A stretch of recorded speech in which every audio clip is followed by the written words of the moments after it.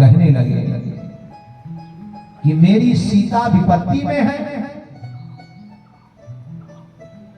हनुमान जी का विपत्ति में नहीं है, संपत्ति में है। संपत्ति क्या है? जो भगवान का स्मरण करता है वह भगवान से जुड़ा हुआ है, और जो भगवान को भूल गया है वह संसार की सबसे बड़ी विपत्ति में फंसा हुआ है। और हनुमान जी ने रामायण में तुलसीदास जी कहते हैं,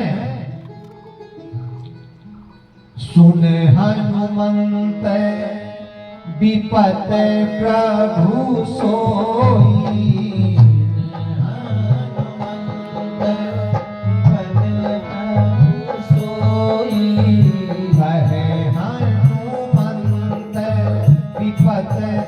प्रभु सोई, कहे हनुमंत विपत प्रभु सोई, जप तप सुमिरन भजन न होई, जप तप सुमिरन भजन न होई, कहे हनुमंत विपत प्रभु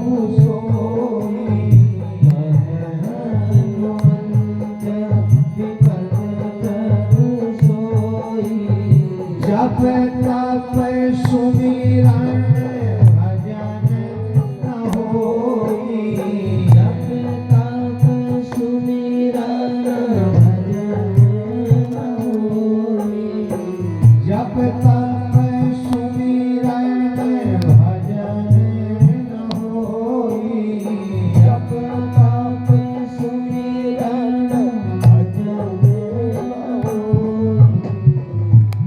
राम नाम मणि दीप धर, माता सीता राम नाम मणि। अगर आप ये जोत जलाएंगे तो हवा से बुझ जाएगी। तो भगवान का नाम कौन सा जोत है?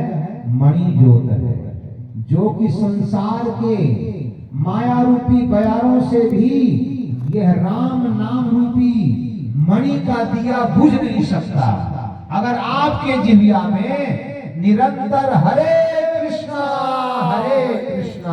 कृष्णा कृष्णा हरे हरे, हरे राम राम राम हरे हरे, अगर ये दिया मणि का आपके जिह्वा में जलता रहेगा तो क्या होगा?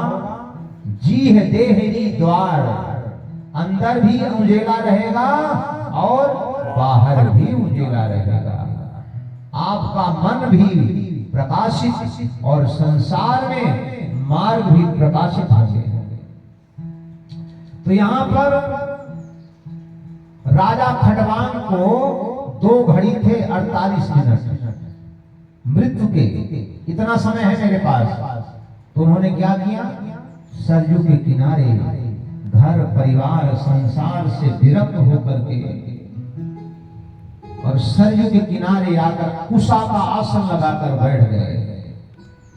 नेत्रों में सीताराम की छवि है और होठों पर प्रभु का नाम है और यादों में उनकी यादें हैं।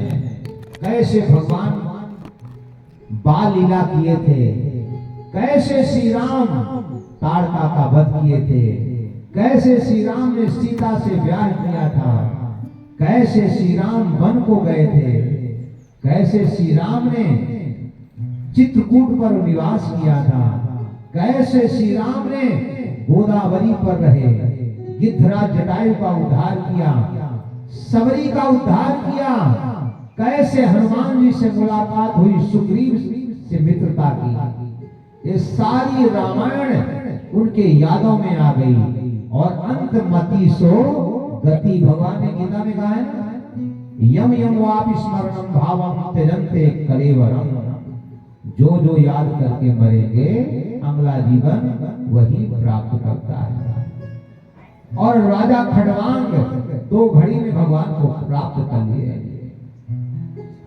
राजा खटवांग के बाद हुए महाराज दिलीप। दिलीप राजा सूरवंश के महान प्रतापी राजा,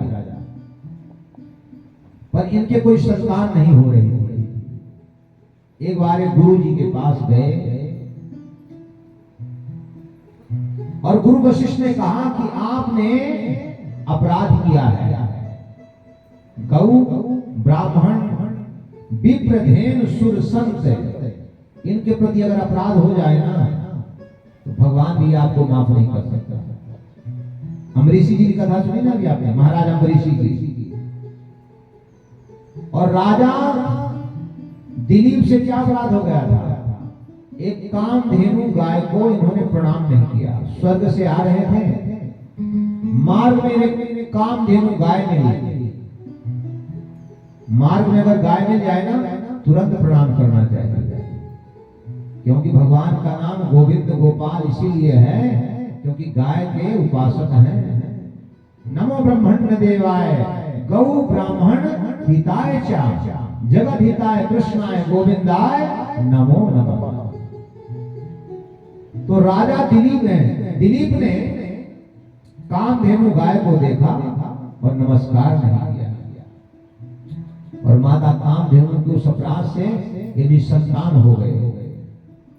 अब वशिष्ठ जी के पास गए, अपने गुरु जी के पास गए और गुरु जी से कहा, गुरु जी मेरे कोई बालक नहीं हो रहा, आगे मेरे सूरवंश की गद्दी पर कौन बैठेगा, मेरे प्रजा का पालन कौन करेगा?